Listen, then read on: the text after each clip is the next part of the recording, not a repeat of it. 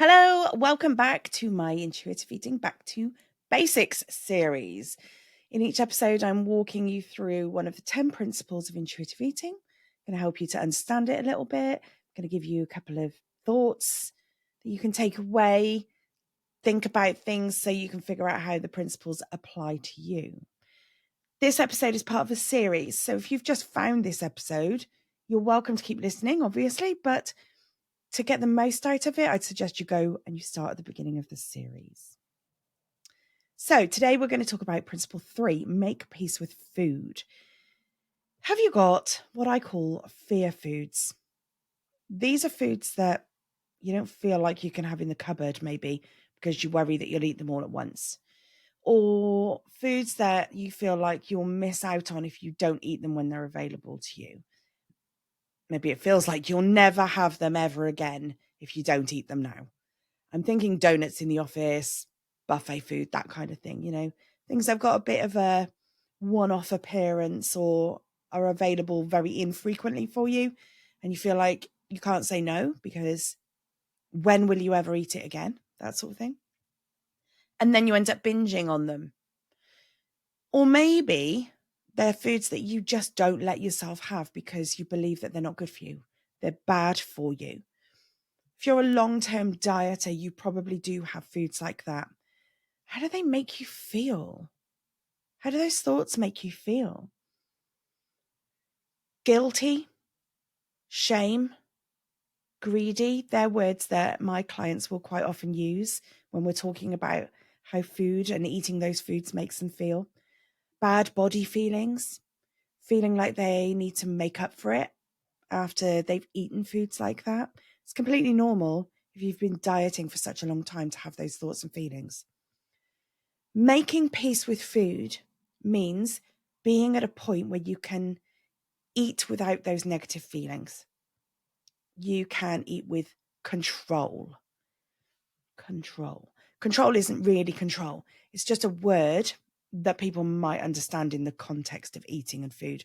But basically, it's eating without that lack of control that we often feel when we're in a binge. It's eating in a way that feels like you can't stop, Nothing hits the spot. Nothing satisfies you. That's that eating without control thing. And making peace with food brings that back. Peace with food means just eating. No big deal. Just eating. It's just food. It's also having unconditional permission to eat all foods. No rules around what you can and you can't eat, when you have to eat it, when you have to stop eating, how much you should eat, that sort of thing. It is having no fear around the types of food that you eat. Quite often we are scared of the repercussions of eating, or rather the repercussions of eating what you really want. We're worried about what the repercussions of that might be. And so we try to overcompensate in other ways. But making peace with food means that there are no repercussions. There's no cutting back later. There's no exercising more, no being good, no only eating certain types of foods to make up for it,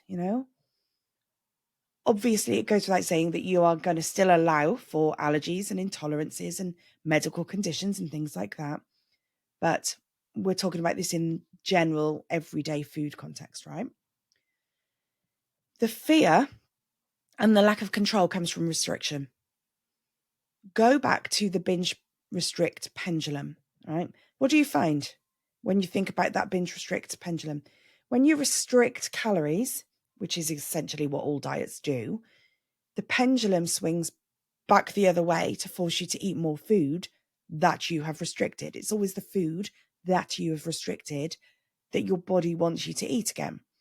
And the longer you leave it, the bigger the restriction, the more extreme the results of that restriction. So go back to that episode if you haven't done so recently and you don't know what I'm talking about at the moment.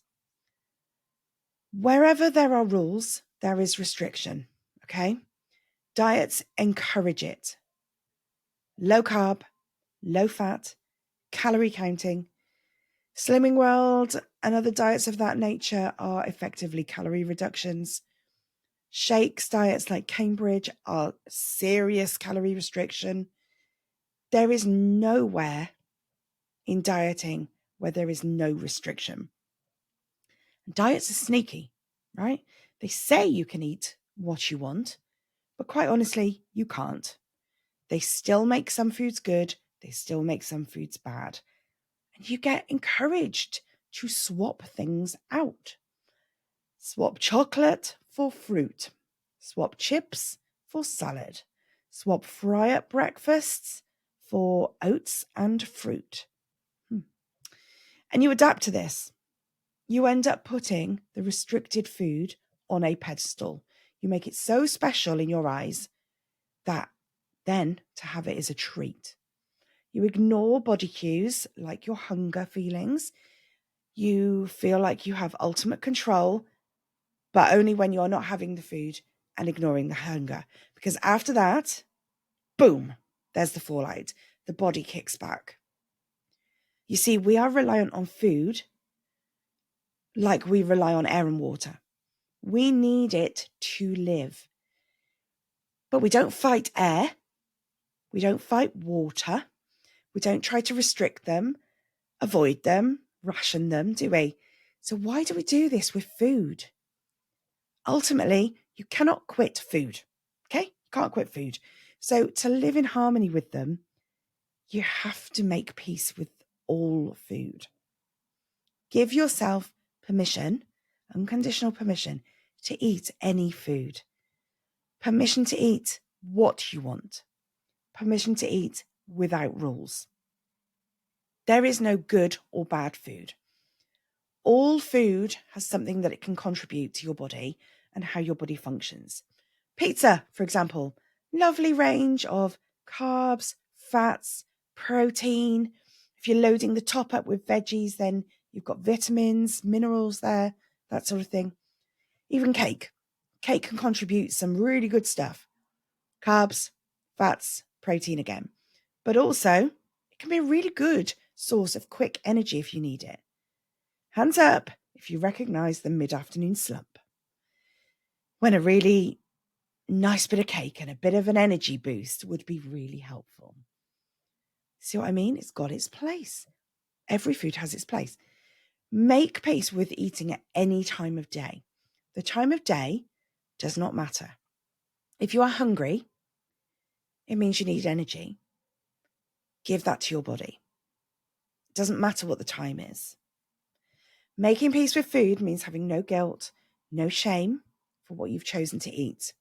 It is owning it. It is enjoying it. It is knowing that there's nothing to feel guilty about. There are lots of ways that you can make peace with food, but start by making this food available, making it normal to have around. Become aware of when you're telling yourself that you've had enough and start asking yourself why. So, do you think you've had enough because you're full, because you're satisfied? Or do you believe you've had enough because of old dieting messages telling you that now you should stop eating? See the difference? It's all about building up self-trust. Just like with honoring your hunger, your body and your mind will come to trust you around all foods. And you'll realize that they're not that big a deal after all. All right? They don't seem so exciting. They don't seem so important. They're just normal. Everything's normal. Everything is just food. The cravings will reduce. The binges will reduce. The lack of control will disappear. And you'll just feel like eating. You'll just eat whatever you feel like eating. I promise. I promise. There is more to this than the brief introduction here. So, if you'd like me to help you with this, I'd really love to have a discovery call with you. It is a free 30-minute session where we can talk about how you feel around food. I can give you some tips to get you going straight away, and we can look at some options that might help you going forward. The link is in the show notes.